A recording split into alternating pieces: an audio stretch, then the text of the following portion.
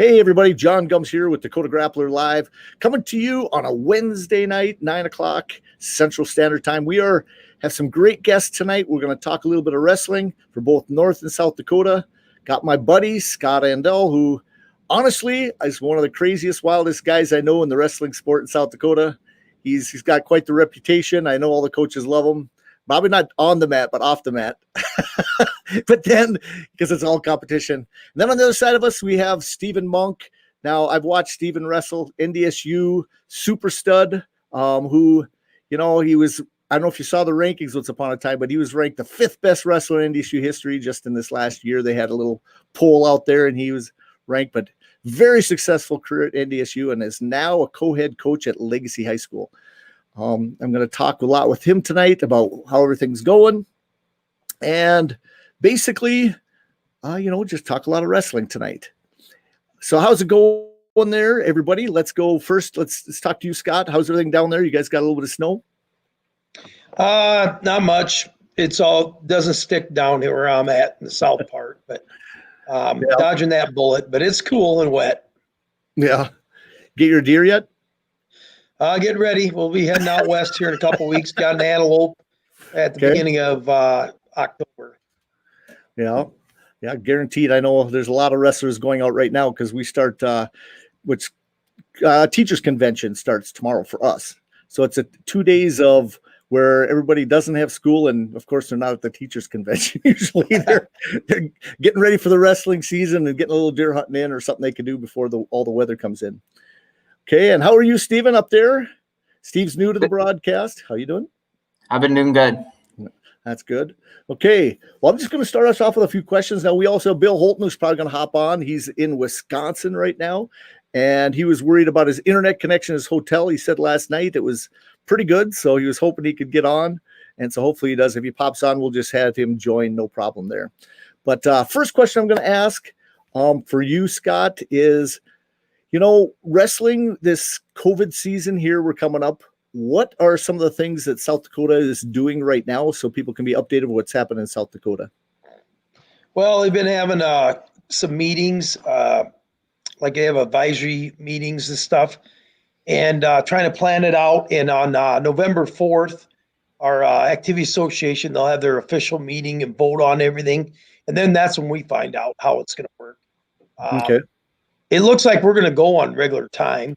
There's some people out there heard rumors that would be delayed till December 1st to practice and January 1st for competition. But unless the board changes their mind, we're going to start on time. Well, that's a good sign. The signs in North Dakota aren't quite as good. For some reason, we have a few more people scared, and so I think that it's going to take a little push. But right now, they've pretty much canceled all the tournaments in North Dakota for Class A. And they have. Okay. Mm-hmm. And so the biggest thing, like the West Region athletic directors got together and decided that they're going to stay just within the West.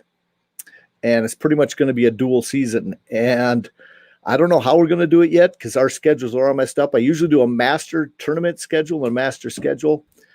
I don't have the foggiest clue right now. I'm trying to put the book together. Those pages will probably be gotten rid of basically because there is nothing for the North Dakota schedule. But I'm hoping South Dakota, because I know this affects some of the South Dakota teams in their schedule.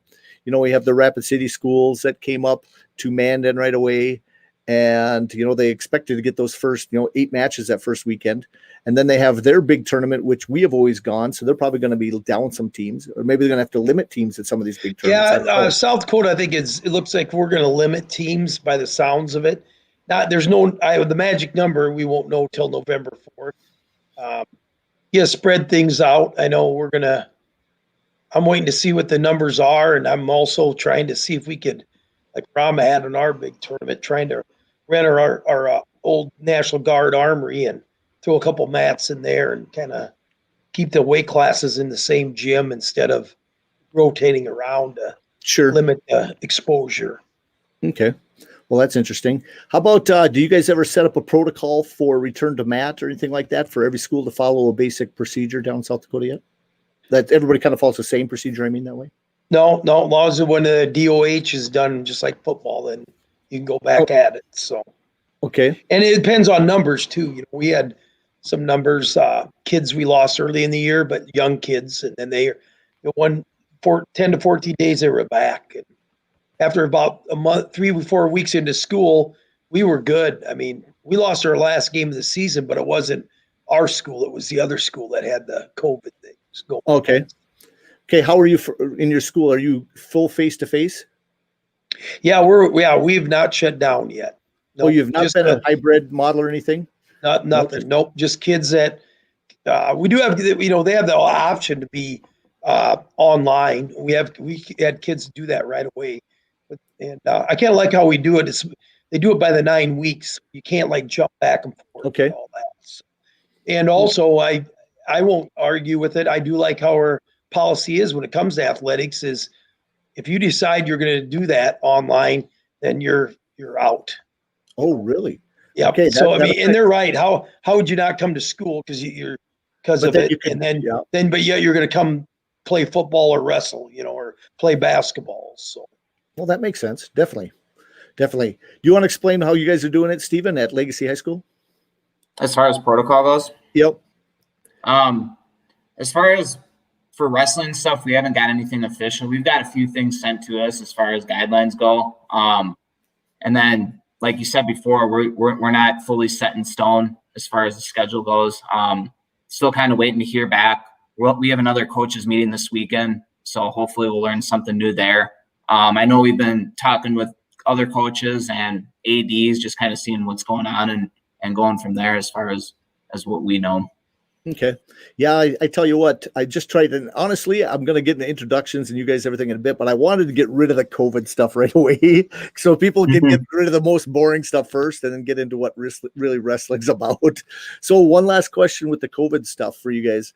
How about numbers? Is it going to affect your team individually? How about you, Scott? Just are some of your wrestlers in the online or anything like that? No, nobody's online right now. I haven't heard any kids. I mean, you always get some kids that aren't coming out, but it isn't because of COVID. It's other things. Okay. And then there's some new kids. I had a middle school meeting at one of the two schools today and picked up a new kid. So. So okay. Hopefully our numbers will be down this year because of what we graduated, but number wise, but our talent will still be good. Oh yeah. Yeah. Can't expect to get that number one team, be on the side of Canton last year, how your seed went.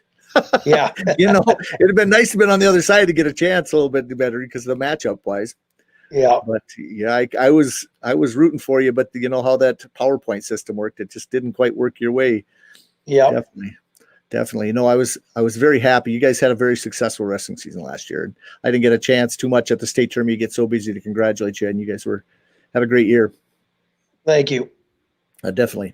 Now, Stephen, had one more question for you. Now, do you also deal with what's happening in the junior highs in Bismarck? Do you know what they're doing for wrestling? Because they usually start their season early. Yep. From what I've heard, at least at our middle school, we plan to roll right away. Starting next week, actually. Yep. Because I was okay. So similarly, as far as restrictions go, I haven't heard anything as far as that, but they plans to start at the regular date. So. Okay. Well, that's a good sign, definitely. Okay, now I'm going to introduce a little bit. I want Scott, why don't you tell us who you are, where you're from, and then tell us what some of your biggest goals are, and then we'll talk about your wrestlers later for this upcoming year. Well, Scott Andal, I'm from McCook Central Montrose. It's Salem and Montrose, two schools combined. As far as athletics, still separate on the academics. And we've been co-op since 2008, and things have been going well for us. We've had a lot of success the last decade, and last year was definitely one of our higher years. Team-wise and stuff coming up, we'll compete, and I want to be near the top again, both and try to get back in the dual tournament will be our big challenge. So with the numbers that we have, so. How about in your conference or in your region? Who are the best teams right now that you're looking up at or trying to? In our Big East Conference, I would say Parker and Howard, like normal. Us three will fight it out. As far as the duels, this is probably going to be one. Jefferson is like it's a they're like a GIST team, Right. and they'll fight us, all of us, for like the tournament part of it. Right. Because I know Howard's looking forward to this year. They've been waiting for some of these guys to be up there, junior, seniors. They got a great young group that's really come through. And Parker's one of those teams that's really turned on. I mean, I tell you what, I watched from the destruction of a great team and the building up that John Silvernail is doing there. Silvernail, or I'm going to have him on too. Yep, Silvernail. Going to have him on one of these days too, and like to talk to him a little bit because I really see that program on the ups for another small community, definitely. Oh yeah. Then of course our region will be Canton. Everybody will chase Canton to the region, and we'll go to state, and everybody will chase them again. But and they're 500. Winter, and some of them are going to be good. I mean, they could. I think Phillip area is going to surprise people this year too. At the state level. And Kimball, White Lake, Platte, Geddes had a good team last year. I know they graduated kind of like what we did, but I feel they got a few more coming back. So. Sure. No, Phillip with Donnelly, he always has his guys ready. But here's what's interesting. Now they don't start their program till after Christmas. Yep. And so that's unique. Or before Christmas, they don't start till after Thanksgiving for practice, and then they practice. But I think the first time they wrestle is after. They don't wrestle till like the middle of 15th. They get one tournament before Christmas, then they come to ours, and that's that's all they have, right? Kind of in the first half of the season. Yeah, one of the biggest matches last year tournament was the Donnelly's boy. Yes. Yeah. I tell you what, you ran a great tournament last year. I really enjoyed that. That was a blast. In fact, one of my highlights was staying on the road, actually coming back from Webster down and Webster back up with all the ice. I was a couple times I was swerving at 30 going, oh geez, it's a 2-lane highway. Nobody coming the other way. Yeah, you had some pretty good weather come in there. I would have stuck around. Definitely. Okay, Stephen, you tell me about your upcoming season, what kind of your goals are, and basically, what highlights is we're going to highlight some of your wrestlers too coming up. Tell me what some of your coaching goals are. Sounds good. I'm Stephen Monk. I'm originally from Wausau, Wisconsin. Where do you say again? Where Wausau, Wisconsin. Okay. And that's located close to? It's in the north central part of the state. So I'm about an hour and a half west of Green Bay. Okay. So kind of in that northern part right there. I'm the co-head coach at Legacy High School. And as far as how the season's looking, we had some guys working this off season, making do with what they could during the whole COVID thing. But as far as our goal goes, I think we look to continue to get better, build on each year. We're a pretty new program. I came in about the second or third year in existence. And we've continued to get better each year, and that's what we look forward to. I think if we wrestle to what we're capable of, I think we should be in the running to make it to that team dual tournament, and I think that'd be huge for our program if we were able to do that. That would be a huge step. And your team's really developed, I mean, over the last couple of years. And for some reason, I tell you what, you guys looked really strong last year. I thought muscle-wise, where, some of the talent wasn't yet there because of all the time that, think of a Bismarck High in the freestyle room and all the other stuff, but they were not afraid to compete either with some of the best wrestlers. You guys had a sophomore at about 160. Was a pretty good stud and came on last year. Gosh, I don't know why my names are totally missing me right now, but we'll go through some of those. How about your seniors this year? Who are some of your seniors on your team? So we have actually a pretty small senior class. So we'll have Jacob Bloomhagen. He's placed a couple times. Didn't place last year, but he'll be coming back this year. We have Riley Martin. Martin twins. So we got Riley and Maverick Martin. They'll be coming back, and we have a few others in there. I'm probably missing, but those are some of our seniors this year. And we'll look for them to lead the team here. Okay. And then how about some of your younger guys? I know you have Jesse Thompson. What is he going to be? He wrestled really well last year and came on. Yep. Is he a sophomore this year? Yep, he'll be a sophomore this year. It was unfortunate what happened to him at the end of last year. Having a really good season and then getting hurt at the region tournament, not able to compete at the state tournament because of that injury. Right. So I know he's full of hunger. He's been working hard this off season, and he's ready to go to prove to everyone what he's capable of. How big has he got? He's gotten a little bit bigger. Probably won't be at 106 again, so he's probably 113 for right now. And then we'll see from there. So, and then Tim, he is going to be a junior. Tim Cattermas, is that right? Yep, Tim Cattermas will be. I always miss the grades. I remember Tim from Matt Pack many years. Yep. He'll be a junior this year. He's grown a little bit. Not sure what weight he'll be at. We got to kind of see. We have a lot of guys kind of lumped together right now, so we got to see how we're going to spread them out and get them all into the lineup. So that'll be a task right there. But once we get in the room and start working, some kids will start dropping weight. Some will kind of stay the same, and I think it'll all work itself out. You got several of them playing football, also looking for the playoffs. Yep. They're actually playing tonight in Dickinson. Not sure how the game's going right now, and I know they're kind of caught in like a 3-way tie right now with Jamestown and Mandan. Yep. So it just kind of depends on how it plays out, if they make the playoffs or not. Does So Stugelmeyer play football then? Yep. He plays football. He's a linebacker. He's been doing real well this year. Well, he was the one, I think, if I remember right, that really came on last year and was really strong. I was really impressed on how he wrestled. Yeah, for sure. Yeah, he definitely broke out last year. I know he came up short the previous year, and that he had that hunger coming into this year, and he was able to cap off his season with a solid state finish. Okay, definitely. Yeah. So, couple more things. Now, you've been with the program. Tell us what you teach, and then tell us about the other co-coach you're coaching with. Tell them about him a little bit. I've never got him on. I don't know if he's gonna get on. I'm glad you said on your sheet that you wouldn't mind coming on. I always like to learn more about all the different programs. For sure. Tell us about the other co-coach a little bit. So as far as what I teach physical education at Legacy High School. Classes I teach, I have strength and conditioning classes, team sports classes, and a couple fitness classes. So it's a good variety for me. I like it just because then I'm not doing the same thing over and over again. The guy I coach with, head coach, Lars Jacobson, he's the one that got this program established. So when Legacy first became a school, he was one of the first teachers hired.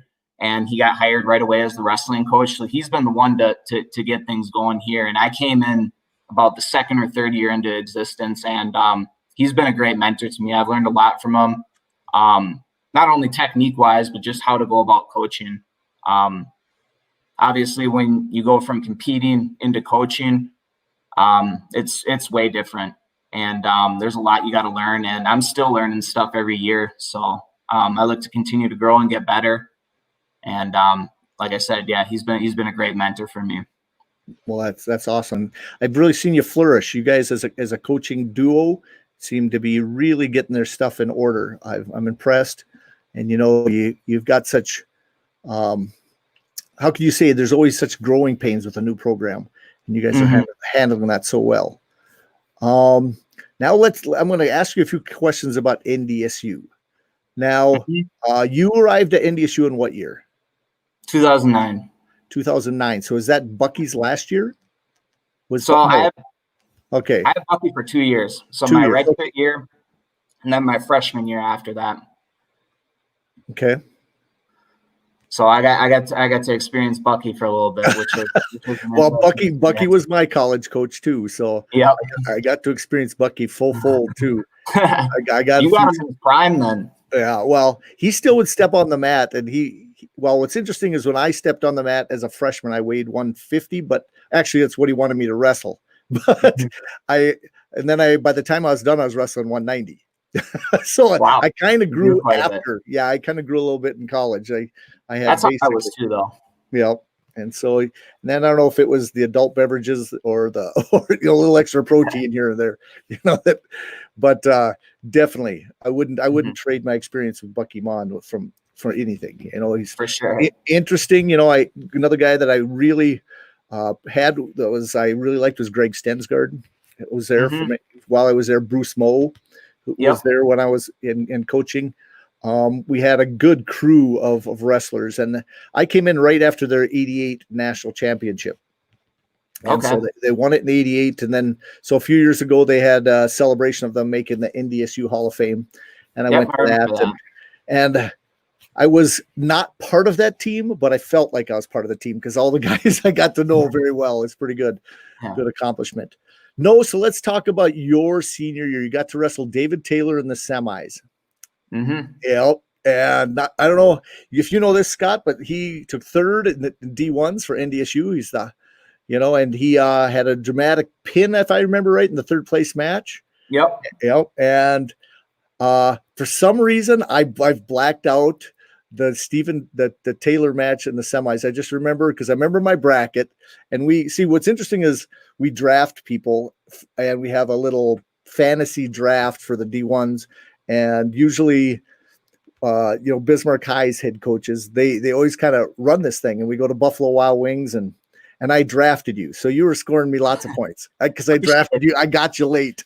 Appreciate it. I had you late. And when you took a third, I jumped me into the money pool because you were extra points for me. I probably got you in, 15th, 16th round. So I should have maybe drafted you earlier.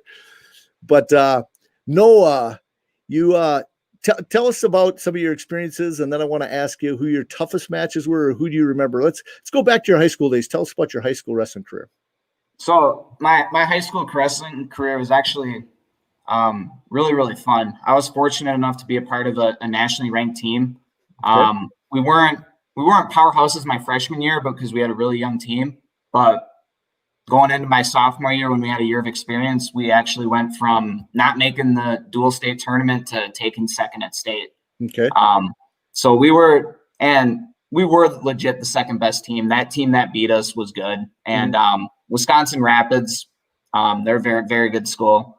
They were the powerhouses at the time, and they beat us in the dual finals.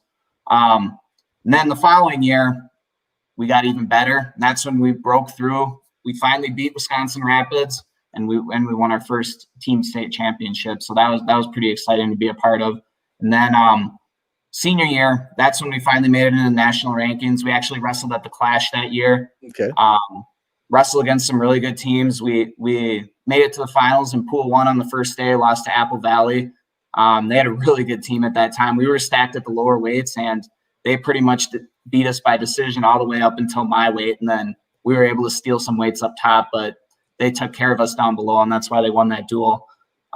We got put in the second pool, and we still had some solid teams there. Lost a close one to Montini, beat Hastings, and then lost a real close duel to St. Ed's, Ohio. Okay. Yeah. And I blame myself a little bit for that one just because I lost a match I could have won there. And ironically, I ended up getting revenge in college from that match, which I'll get into a little bit later.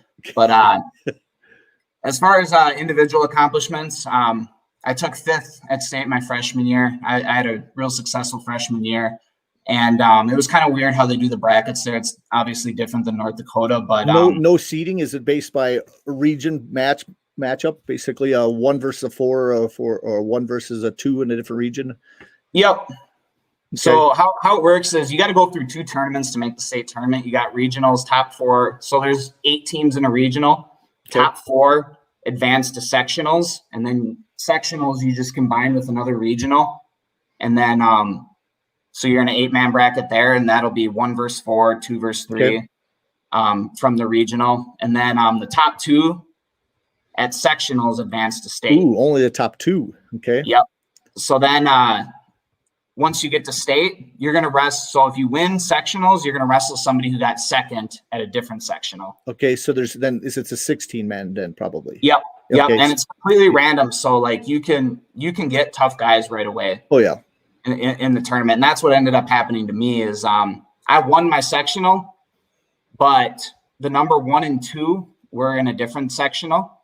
So I ended up wrestling the number 2 guy first match. And I was probably 4 or 5 at the time, but it's still a tough first round draw. And me being a freshman, I was a little bit nervous. And that guy had been to the state tournament before and just did not wrestle a good match, got beat. And in the wrestlebacks, they didn't have a rule back then where you could wrestle all the way back to 3rd. So if you lost in the 1st or 2nd round, the highest you could get was 5th. And then the losers went straight to 3rd and 4th place match. Would wrestle for 3rd and 4th. So I got the highest place I could. But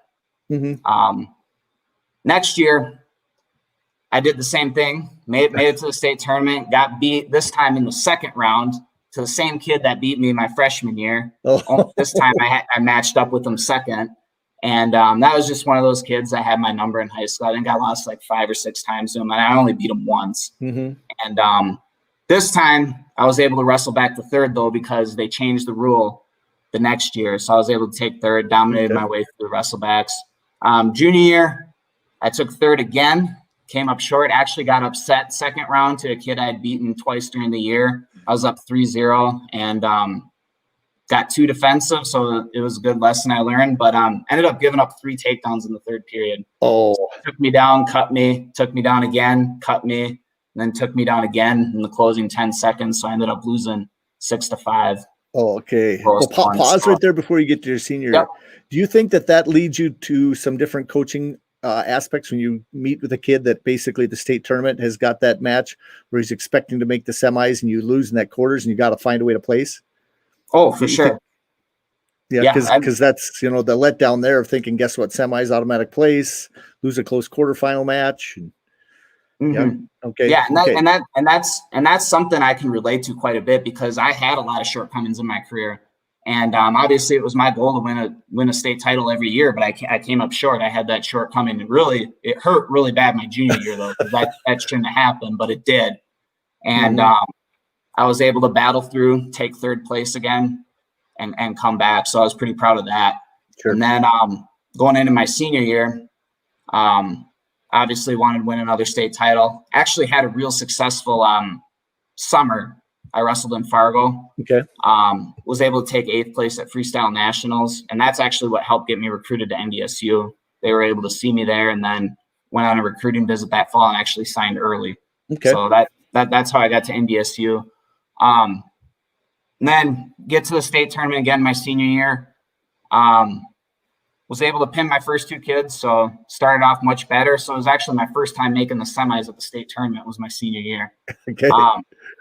Then in the semis, I'm wrestling the number 3 guy in the state, and hadn't wrestled him all year, but he was a solid kid. And we go scoreless in the first period. I choose bottom, and I actually get caught in my own move, the move I was best known for, the cradle. He cradles me, so he gets up 3-0, and then he's smart. He goes up to his feet, and fortunately enough, I was able to take him down and cradle him, and I ended up winning that match 5-3. But it was definitely a close call there. Yeah. Based on how the match is going. And then my finals was pretty crazy because I had to wrestle the same guy 4 weeks in a row just because he was in our conference. So I had him in the conference finals, regional finals, sectional finals, state finals. Oh, okay. And I had beaten him all 3 times going into the state finals. But he had closed the gap a little bit. And when you wrestle somebody 4 weeks in a row, they're gonna figure you out pretty good. And he was actually the returning state champ at that weight. So definitely no pushover by any means. And I ended up actually winning in overtime. Oh, okay. You scared me. You scared me. I thought you had to say you're going to lose here. No, so it was actually a real exciting way to end my high school career. I wasn't too happy with how I wrestled the match, but at the same time, winning a state title is no easy task. So I was pretty proud of it looking back at it now. And what weight class was that? That was at 140. Oh, okay. You did get much bigger. Yeah. Yeah. Okay. So then that brought you to NDSU. Did you have any other place you're looking at? Honestly, I wasn't recruited by any D1 schools at all. I was actually looking D3. So D2 wasn't recruiting me either. And if I didn't go to NDSU, I was probably going to go to UW Whitewater. So University of Wisconsin Whitewater, which they're a solid Division III program. But yeah, so it was pretty much just NDSU as far as D1 schools go. Sure. I tell you what, good choice. Good choice. It's all said and done. So yeah. Who is the main people did you have in the NDSU wrestling room that kind of put you under their wing and brought you along? So in my early days, well, when I first entered college, I didn't have the ego like some high schoolers where you go in thinking you're the greatest thing ever and that you're just going to go dominate like you did in high school. I knew it was going to be hard. But my goal was just to go out and compete right away. Like I want to be battling with these guys toe for toe right away. Sure. That's not how it worked out. Obviously, you know how it is entering a college room. You're gonna get beat up. And that did happen. And some guys that beat me up were Ryan Adams. Yeah. He was a senior at the time, 49-pounder. I think he wrestled 41 that year, actually. Ended up dropping a weight. And then Vince Solomon, he's out of Montana. He used to beat up quite a bit too. And Andre Patzloff as well. He was from Fargo North. So those guys worked with me quite a bit in my early years. Mm-hmm. How about a coach? Was there any individual coach that stuck by you a little bit? Yeah, at the time that would have been Kish's first year, actually. Okay. So when I came into NDSU, that's when Kish came in. He was hired as an assistant coach because Chris Nelson, the previous assistant coach there, took the head coaching job at Minnesota State Moorhead. Right. And he's the one that recruited me. So he went to Moorhead. That's when Kish came in. So, Kish took me under his wing that year. I was a redshirt, so I wasn't top priority. But at the same time, though, he pushed me really hard. And even in some of these opens, instead of putting me in the freshman division, he was putting me with the upperclassmen, which was cool that he had that faith that I could go out there and compete. And that's one thing I definitely appreciated. And then Brett Mon, Bucky, both helped me out in their ways as well too. So wasn't just one coach. Now, when was the first time you placed in the Bison Open? I didn't place my redshirt year. I ended up getting beat. Didn't really wrestle that good that year. I placed at the Daktronics the week before. I took 5th or 6th, something like that. Didn't wrestle good at the Bison. And then my second year, I didn't even wrestle in the Bison. I was out with a staph infection, so I couldn't even wrestle then. So I didn't place until my sophomore year when I took 2nd, and I lost to Jake Deichler in the finals in a controversial match. So, yeah, I think I remember that one too for some reason. I didn't know that was the first time you had placed in it though. I didn't know that it was made it right to the finals, because that year NDSU brought I think 3 or 4 in the finals that year. Yep. Very good. Yeah, so it took me till my sophomore year to place just because I wasn't able to wrestle my redshirt freshman. But so what kept you driving into the sport of wrestling? Was just a love for the sport, or wrestling's a tough sport, and some people, they get to that college, they start looking for future and girlfriends and everything else, and get sidetracked. Yeah. What kept you motivated in the sport of wrestling? I think what it was is just the success, and that you could determine it yourself. I like that if you were willing to put in the hard work, sacrifice, commit yourself, that you were going to have, that usually meant success. And that's what drove me. And you could take ownership of it. Yeah, exactly. And and just love of competing. Like, I'm a competitive person. I like to compete, and that's one way to continue to compete. So, well, definitely. Okay, then tell me a list of, give me 3 of the best wrestlers you ever wrestled. David Taylor probably is on that list. He's on that list. Kyle Dake as well. You did wrestle Dake, okay? Yep, twice actually. I'd actually say Kyle Dake's probably at the top of the list. I've never been completely shut down in a wrestling match like I have wrestling Kyle Dake. Okay. Just like totally just strong. I just absolutely don't know what I got to do to score. Like, it's not like he's putting up a ton of points on you, but he's not giving you anything either. You couldn't break him. You couldn't break through. No. And that was the hardest thing. About the best thing I did was probably my junior year when I wrestled him in the Cliff Keen Las Vegas finals. I wrote him out for 159. He got out the very last second, and that's because I tried adjusting my grip. I didn't realize time was almost up. If I realized that time was almost up, I probably would have just held on, but I went to adjust my grip to try and return him. Mm-hmm. And then that's when he got away that last second. That was probably about the best thing I did while wrestling Kyle Dake. And people always ask me, well, what's the difference? And wrestling David Taylor, he's just going to come at you. And you feel like you're on ice skates the whole time just because he's constantly moving. He's in and out fake and getting you off balance. And so I felt like I was literally like reacting the whole time, which is not how you want to wrestle a wrestling match. And but at the same time, though, David Taylor, I felt opens himself up a little more just because he is so aggressive. And I actually was able to get a takedown on David Taylor because of that. Mm-hmm. So that's what I would say is the difference between wrestling both of them. Well, that's pretty awesome. And then if I had to if I had to put a third on that list, I'd probably have to say Peter Yates of Virginia Tech, and I don't know if you remember that name. And the reason is just because that guy was so strong. He's the strongest 165 I ever wrestled. Sure. And pretty solid in all his positions, hard to score on. And when I wrestled him, I didn't end up winning, but it was a close match. But yeah, he was tough. Okay. How about preparation for the Division Ones? What did you do different your senior year when you got to the D1s? Did you just open up? What was the mentality, or what was what are the coaches saying? Who drove you to your success there? So I think it was a few different things. Couple things I could control. First off was my weight. I was managing my weight much better going into the tournament my senior year. When I was there previously, my junior, my sophomore year, I was cutting a ton of weight. I had a bad yo-yo diet.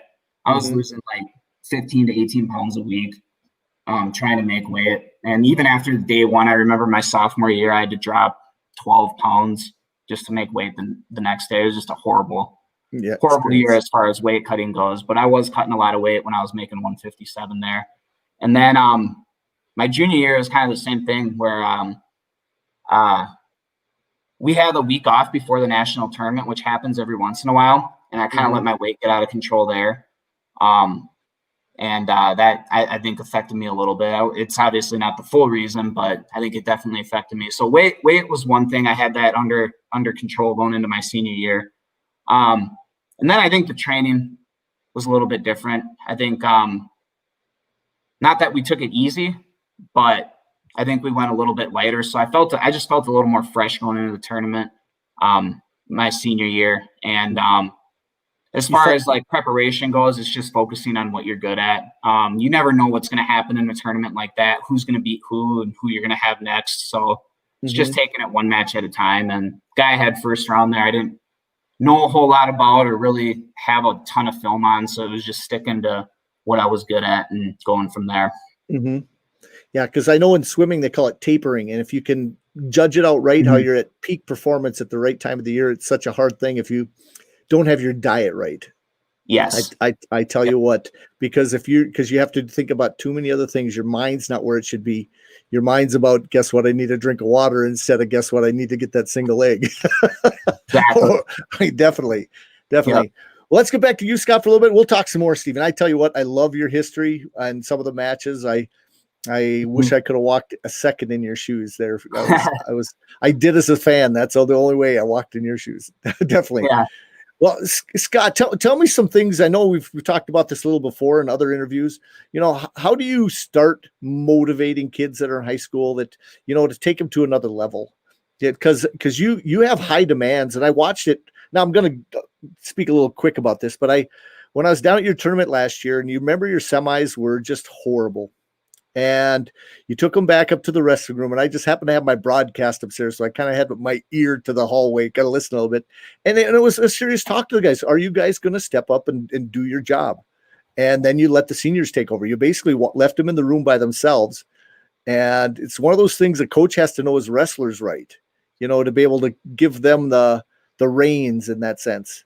And trust them. And they came out and dominated after that. Really, they did. But tell me what you do to motivate kids to get them to that next level, Scott.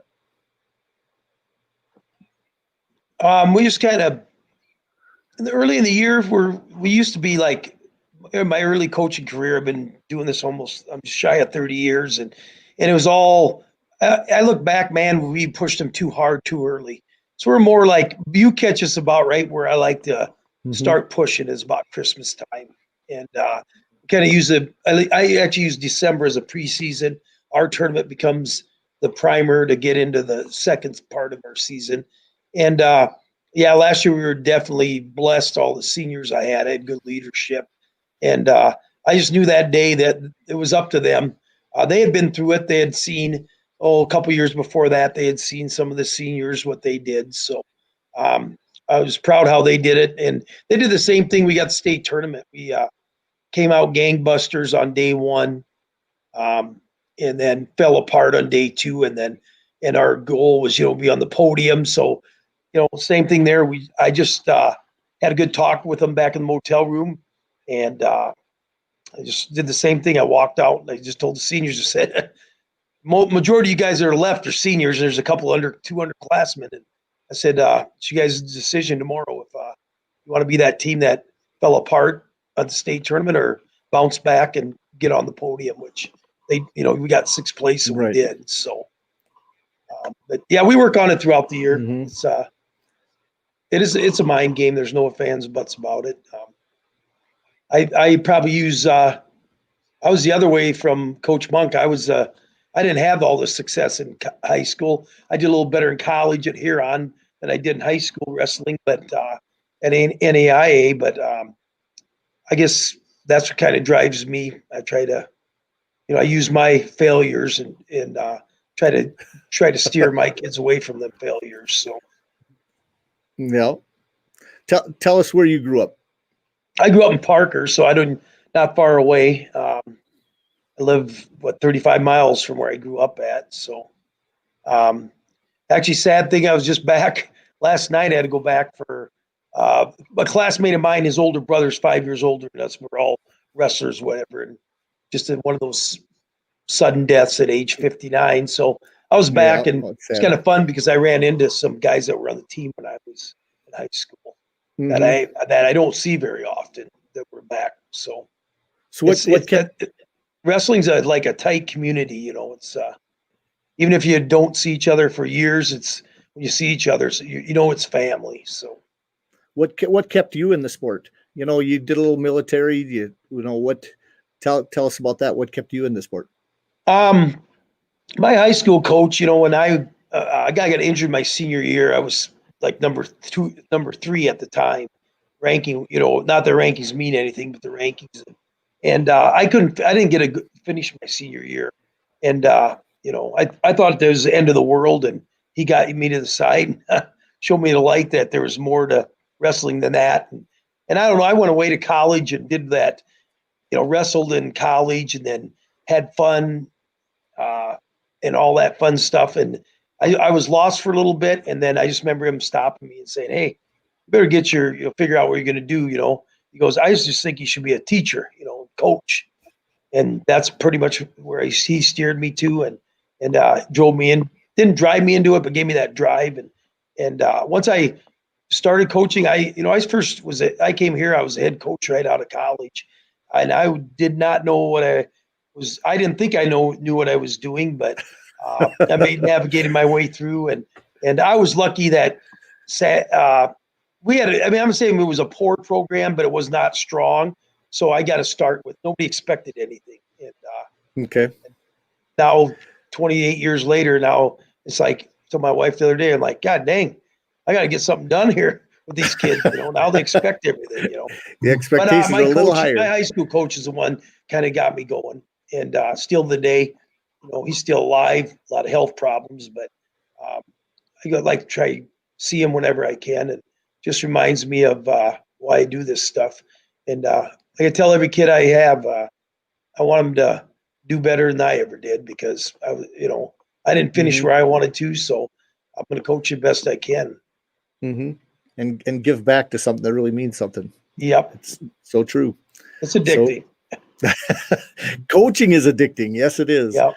I tell you what, once you have the kids come and give you a big hug and they got tears rolling down the side of your face and you start crying too, there's nothing like it. It's like, guess what? They accomplished their goal, and that's what it's about.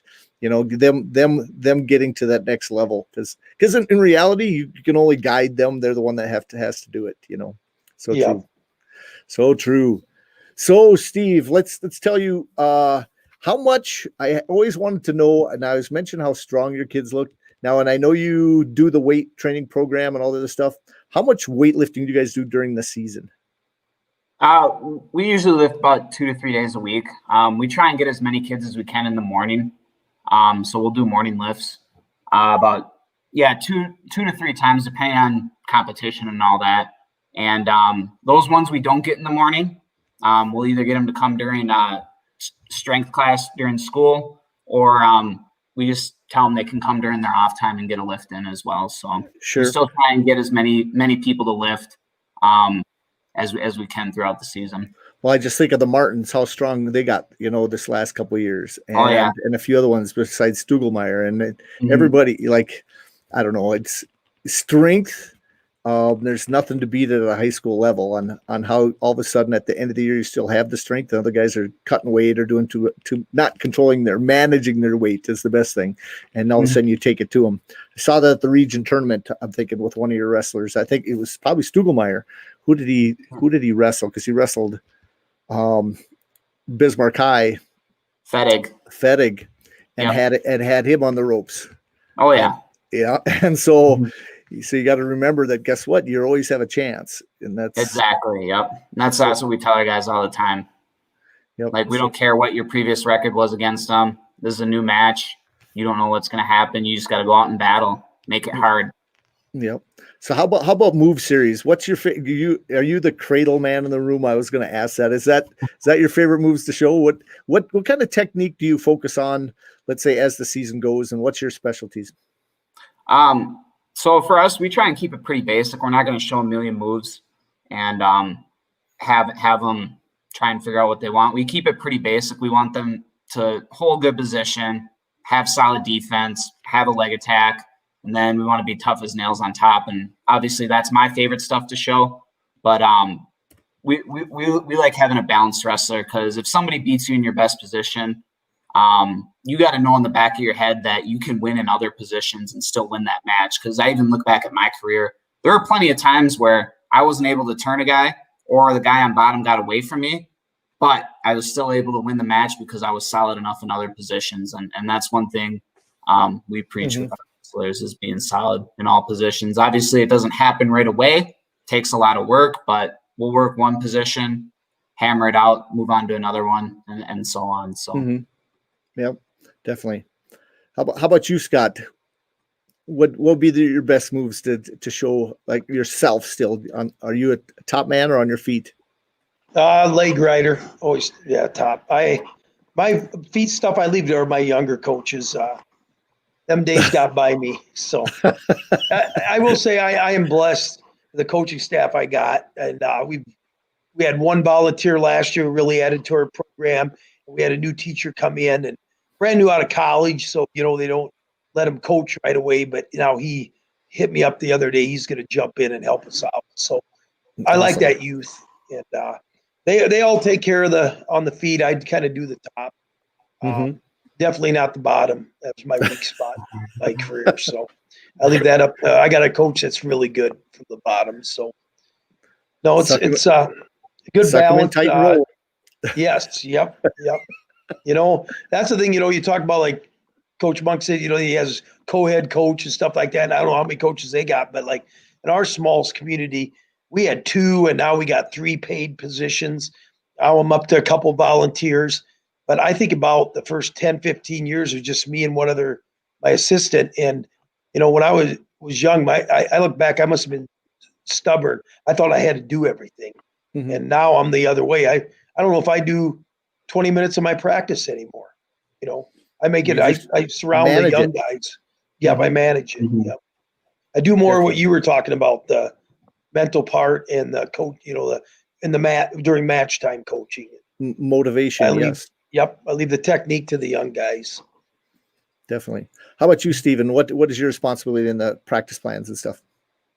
So we share responsibilities among all our coaches. So it's not like we have one person running the practice. Actually, we all get involved at some point. So we'll have probably one coach show one thing, move on. Another coach will show something else, and then so on. So it looks different for us in practice. And obviously, depending on the position, like is what you'll show. So if, like, for me, I'm pretty good on top, so I'll be showing some top stuff, but then I also have some stuff on my feet and on bottom as well. So I'll get on there and show that stuff. But our other coaches have stuff that they're good at as well. And we complement each other real well, because we each have different stuff that we're good at. So it works out real well for us. Definitely. So how about this? We're almost, we're 50 minutes on. I just looked up at the clock. No, I started talking. No, now legacy, in the room itself, how many coaches do you have right now? So we have myself, Lars. We have a couple other guys. One we actually just ended up hiring this year. So we had Brandon Oyen, who was with us last year. And then we just hired another one who's a teacher over at Simley Jackson Grad. Oh, So he'll okay. be with us this year. And then after the middle school season's over, we get some of those coaches come up and help out as well. So like a Brett Mitchell, Andrew Voorhees, Sure. and Logan Thompson as well. So they'll be in there as well helping out. So Sure. So how many guys do you feel you'll have in a room this year? number wise for kids, Yeah. Yeah, it's been a little bit harder this year just because I usually like going out into the schools and recruiting people, and with the whole hybrid thing, it's made it a lot harder to recruit kids. We'll probably look to have between somewhere 30 and 40 in there, and then once we get our middle schoolers, obviously they'll increase a little bit. But we'll see. Have you planned out your hydration test yet? We don't have an exact date yet. We had our kids go in and get pre-pinched, a few of them, just to see where they're at as far as body fat percentage goes. But we don't have an exact date for hydration. I know we like to do that early, just so that it gives The kids descent plan. time. Yep, gives kids time to descend down to the weight that they want to compete at. So Now, if you didn't know that, Scott, we have a descent plan. You probably know that in North Dakota. Do you know that, Scott? I think we're going to be, we don't have it yet, but I got a feeling we're going to be going to it. I think we're getting that's what I've heard with South Dakota too. Yep. So had the, all that stuff when I was in college way back when, but I don't know, South Dakota just never made that move yet. We're still go to the doctor, physician, and get certified. Pinch you and check out and get certified. Yep. That's about it. Do they have the rule where you have to wrestle half your matches at your lowest weight or anything? Yeah, half of them. Yep. That's what that's what the rule was for South Dakota. Okay. That was probably good because when I first got in coaching, I seen a lot of, you don't want that crashing, and it happened when I was in high school.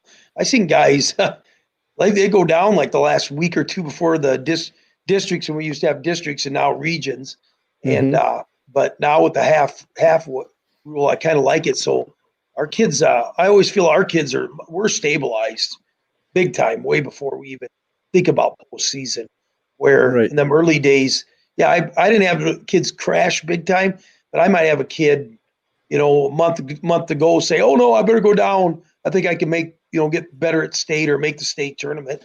And they do it. I'd be like, "Now you're going to lose 10 more pounds this late in the year," and they do it. But now it's like we kind of work our way down. I have a philosophy of I always tell my kids we go that Howard tournament the second weekend. We need to, that's your scratch weight.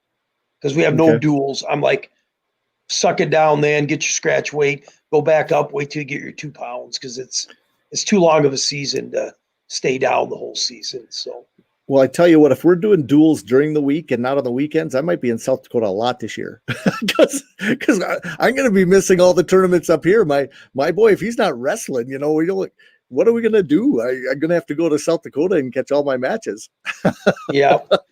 It'll be different. We're going to be different, like our tournament you were at, and we have 20 teams and stuff. Yeah, I know the state's going to restrict us, so I don't know what the magic number is going to be. That's a big thing, Well, you got 2 gyms. Yours is different. It's not just one location. You can spread yours out. Yeah, we'll spread ours. And that's what I'm hoping they'll let us have. Might not keep all 20, but like the minimum, they might come out and say 12 teams or 10. 12. And I'm hoping that if you can spread to 3 gyms, they'll say, you know what, you can have 15 or something, But regardless, it was brought up to me, and it's a good point. What are you going to do? I mean, do you want the best teams in your tournament? Everybody does. But is that fair to the other teams? And a good friend of mine, a fellow coach with a upcoming team but don't have a lot of numbers, he was right. I decided to we'll draw out of the hat, and that way we don't offend anybody, so everybody comes back the next year. That would make sense, or else you're gonna have to say who's got the biggest bribes. No, there you go. I know you had a great food at your tournament. Who can bring a good potluck is going to come to the tournament. Yeah, there you go. Yeah, I'm lucky. I'm blessed. My wife does that, and then the parents chip in. Yeah. Oh yeah, definitely. No, I was impressed. Your whole tournament was just I was just ran perfectly last year. I thought for when you think of a small town going into it, it's hard to get 20 teams into a small town and how it all worked out. And I looked at, I can't remember, but it was about probably 40 or 50. I can't remember what I counted top 6 wrestlers in the state in that tournament. It was about 40, if I remember right.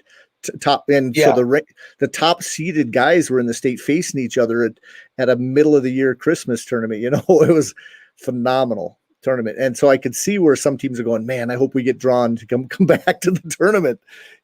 I think that might be the fairest way, is draw to the hat or make sure you bring back their defending champs or something. I don't know how you can do it.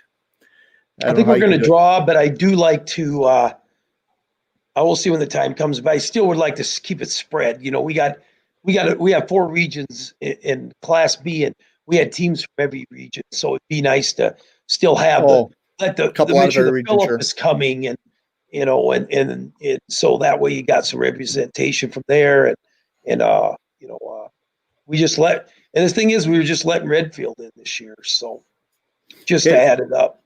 Here's a person asking a question. What's the thoughts on small schools such as Dakota Valley with the new coach? Any predictions? That's Stuart Days. Then we can go to the Jamie Neither question. Yeah, it'll be Dakota Valley. I mean, they're upcoming. They had a good 7th grader last year. I thought he'd really do some damage at the end of the year. 7th grader caught up to him, but sure. I don't have Dakota Valley stuff yet for this year. There's a person who's on who could get on the coach a little bit. Say, get that stuff in. But I know I'm interested too. They had their run when they first started. I remember early 2000s when that school came about.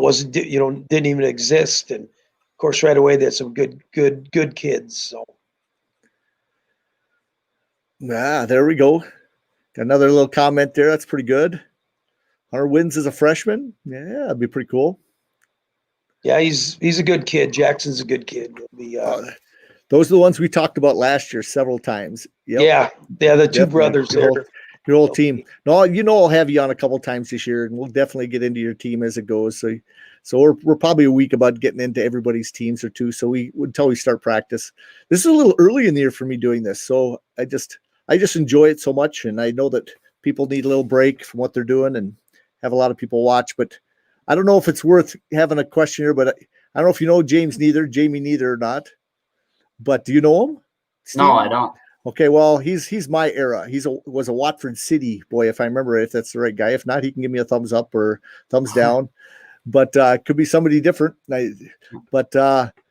the Bismarck High legacy duel myself. I tell you what, Bismarck High is by far the best team still coming back in state. When you got 6 state finalists coming back, or 7, and then most of them are state champs, and I don't know another team yet that can match them unless they all group up and all going to weigh 170, or something. But no, I would love to see a duel between anybody in the West stay within 20 points of Bismarck High. I'm not sure if it'll happen. That would be my prediction. If somebody can stay within 20, if we spread out right, it would be a heck of a duel. Because they're loaded, and I tell you what, they're just going to be tough, and Shuey's always going to have a good team, whichever way you look at it. And he's the person to knock off the top of the pedestal. It's going to take a good team to do it.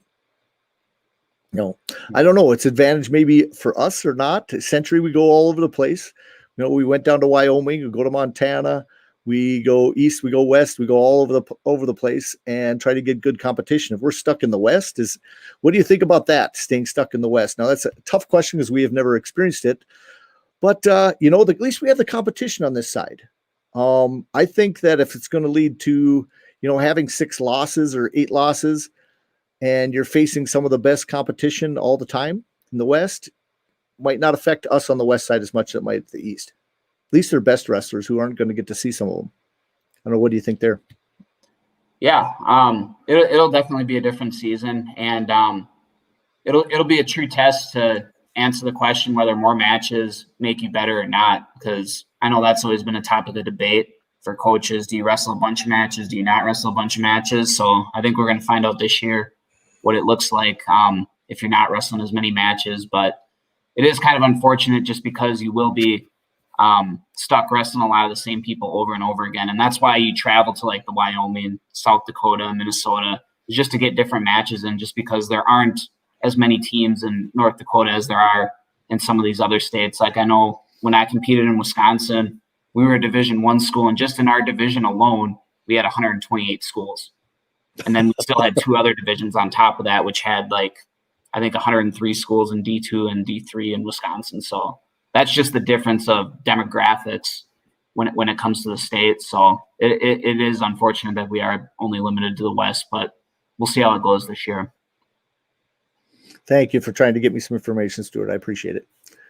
Yeah, no, I tell you what, got to understand North Dakota and South Dakota, different worlds. North Dakota, you got to think of the total number of teams.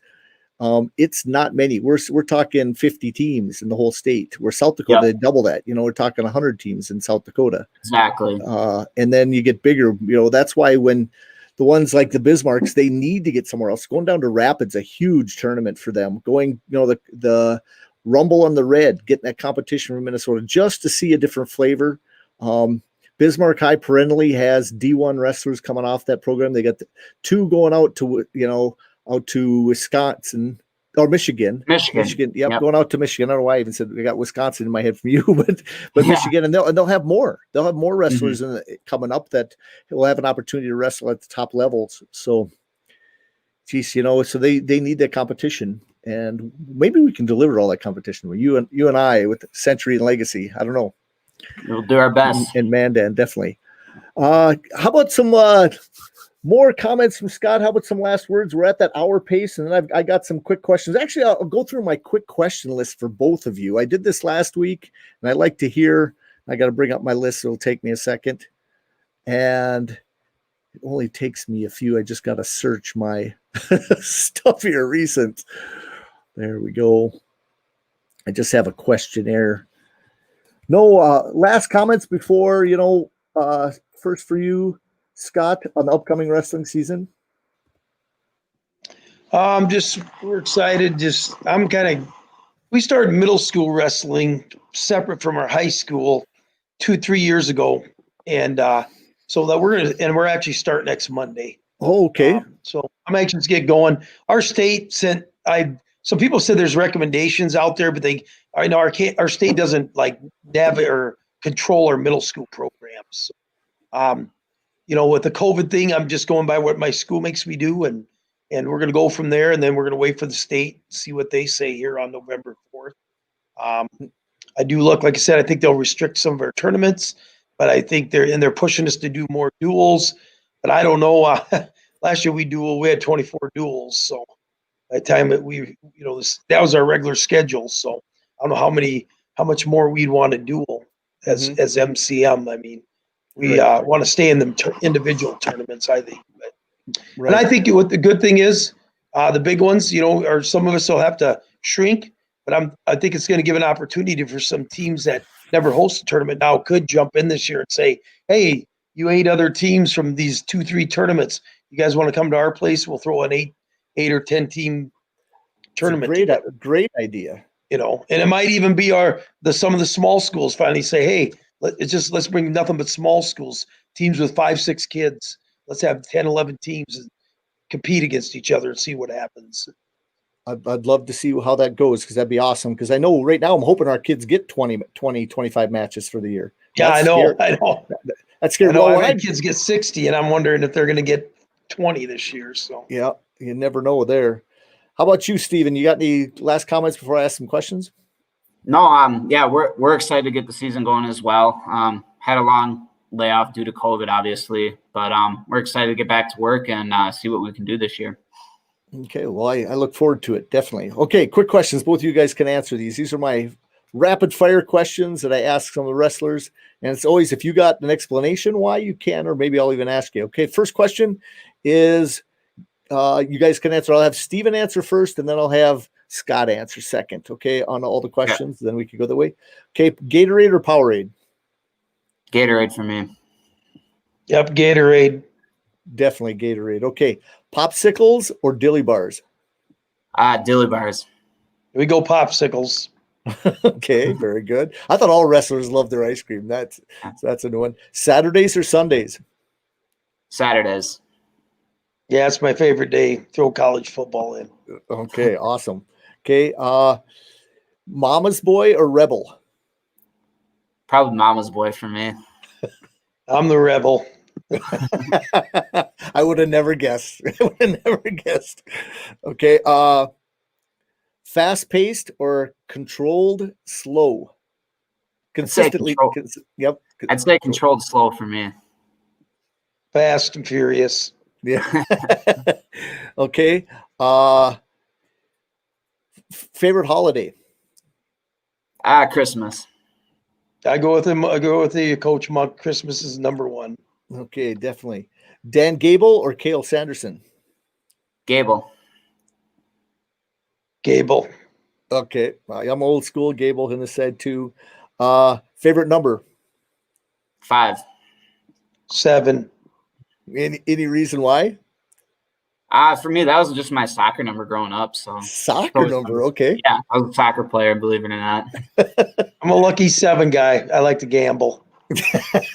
Okay, I like last week. I got number 2 because takedowns are 2. That's what I got last week. That's pretty good. Favorite move to show it in the practice room? Cradle. Kelly Tip. Oh, Kelly Tip. Okay, with the legs. There we go. Kelly Tip. Are you talking two arms? And is it? Tell me what the Kelly Tip is, because it's a new terminology for me. Hope you're muted. I lost you. Okay. We'll have to go just by your actions. Yep. Okay, there I can hear you now. What did you say? I didn't hear it. We it's like when we go to our firemen's, we come up for firemen's. If you can't get the deep firemen's, when they tap. A Kelly, little tap. Okay. Yep. That's you're talking. Okay, firemen's to a Kelly. We used to call it a Kelly sweep. Okay. That makes more sense. Okay. Best wrestler, and I asked you, but best wrestler in high school you wrestled? For me, it'd be Josh Chaplin, one that beat me 6 times. So that'd be the best wrestler I wrestled. Okay. How about you, Scott? I'd have to say Wade Logger, wrestled for Miller. Wade Logger. Is he still around? 138 pounder. He kind of tossed me. I learned that's the first time I ever got tossed. So he's my age, but he was I think 2-timer. He's a banker now down in Freeman. But well, I tell you what, I love all the names, because I tell you what, that's what relates me to wrestling is getting those people out there who've been, to the sport and really know. Okay. Somebody just asked a couple more questions before go any farther. He said, did you get an antelope a couple weeks ago, Ryan Miller? And you said you did? Yep. I finally got my first antelope first time I ever went antelope hunting. Yep. Got a doe. How far? 175. Okay. I should have shot 275 at the nice buck in the morning, but I was too scared I was going to scare him off. But them animals come back. Everybody's right. Okay. I got one more here that comes across the screen. I can't even read it, so big here for me. Okay. I've heard a rumor already that the RC invite is only going to allow 6 to 9 teams. Well, the only thing we've heard there is got to wait for South Dakota to get their rules up and what happens. So hopefully it's just a rumor. With the size that they have for that'd be atrocious to have 6 to 9 teams. They've got a whole big building. If you can't fit 20 teams in there, then something's wrong. At least, maybe they're supposed to have 40 and you cut it in half. At least you're still going to have a great big tournament for them down there. Yep. Definitely. And then let's see here. Okay. Going to make an appearance at the Gorilla Camp tomorrow? That's right. Yep. I'll be there tomorrow at 6:30. At 6:30 in the morning. There we go. At night. Oh, at night. Okay. Tomorrow evening. Okay. I was going to say, because we don't have school tomorrow. So I was thinking maybe they got you going early. Okay. Mm-hmm. Very good. Okay. One more. And there's another one, Tom, who's on there. It's definitely a rumor. Definitely a rumor. I agree, Tom. Okay. Well, guys, I do appreciate it. Now, we're going to talk a lot more, Steve, through the year. I'm sure glad I get to know you as it goes, because I haven't got to talk to you much in the past. So we'll have to talk a lot more. And I do wish you the best of luck at Legacy. I'd see an upcoming program. And Scott, I'll make it down, I think, over Christmas to your tournament, whatever it looks like. It's kind of a good time for me to come that way. Unless the weather holds me out, I don't think I would not ever come back down there again, because it's awesome. Yep, definitely. We're planning. I'm like I said, unless the state shuts us down, we'll we'll be rolling, and hopefully, like I said, we can keep the majority of the teams to keep that competition high. Yep. And there's another one. Thanks, Tom. There we go. That's Tom getting in there. But yesterday, I'll have to stick around next time. I knew the weather came in, and I'll have to have an adult beverage with some of your parents. I got invited to several people afterwards. You guys are done. Oh yeah, they like that stuff. Yep, definitely. Okay, well, great job, guys. I do appreciate it. Guys, if you guys are watching Dakota Grappler, I know a lot of this stuff goes on Facebook, and most of the people are out there seeing that. Hop over to YouTube, subscribe so you can see we have more of these videos. I'll have coaches on for both North and South Dakota all year long. We try to go on at least once a week, sometimes twice a week. I know that I have, let's think, in 2 Sundays from now, I've got somebody scheduled already. In fact, it's Potter County's head coach. He's coming on. I had Troy Steiner kind of scheduled to come on, but they had an incident out at Fresno State. He was going to come on, but right now basically, and just keep it short, is right now he can't head anything. He's got a good contract, and I'm hoping they can do something. I signed a petition. There's a petition out there to try to keep Fresno's wrestling program. They decided to drop it. Basically 3 men's sports, and wrestling was one of them, and they just started it a couple of years ago, and Troy's put his heart and soul into it and developed a great program. In fact, he told me some stats that he has 50% of the people are right from the valley there who haven't had a chance. 72% of them are minority students, the people that they wanted to get into the program. 47% of his wrestlers are first generation college athletes or college students. And that was one of the big things for him in there is he was developing a program. So if anything can happen there, pray to the wrestling gods that we can keep Fresno's wrestling team just like we kept Northern and everything else. So if you have an opportunity to get out there, there is a petition to sign. You can find it out there. If you go to anywhere on Facebook, you can find it. I posted it. Go to Dakota Grappler on Facebook. There's a post on it. Other than that, guys, go support wrestling. Wrestling's right around the corner. In fact, we start practice, I think, the 9th of November. Junior high starts this next Monday in North Dakota. And guess what? Promote the sport. And we'll see you guys out there. John Gums, Dakota Grappler. You guys have a great night. Thanks.